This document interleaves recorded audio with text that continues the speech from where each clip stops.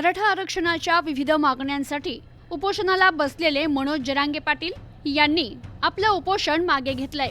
मराठा आरक्षण अभ्यासक आणि मंत्री राधाकृष्ण विखे पाटील तसेच भाजपचे आमदार प्रसाद लाड यांनी मनोज जरांगे पाटील यांची भेट घेत मराठा आरक्षणासंदर्भात सकारात्मक चर्चा केली। त्यानंतर अभ्यासकांच्या सुचवलेल्या दुरुस्त्या सरकारनं मान्य केल्यानंतर या सकारात्मक चर्चेनंतर मनोज जरांगे पाटील यांनी आपलं उपोषण मागे घेतलंय। दरम्यान मनोज जरांगे पाटील यांनी आमरण उपोषण मागे घेतल्यानंतर मुख्यमंत्री देवेंद्र फडणवीस यांनी आपली पहिली प्रतिक्रिया दिली आहे। ते म्हणाले, मनोज जरांगे पाटील यांना जी आश्वासनं दिली ती सर्व तुमच्या समोर माध्यमांसमोर दिली आहे। कोणतंही आश्वासन मागं दिलेलं नाहीये।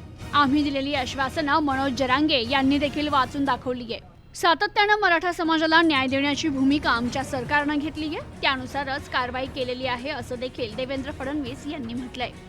Bureau report, news today 24।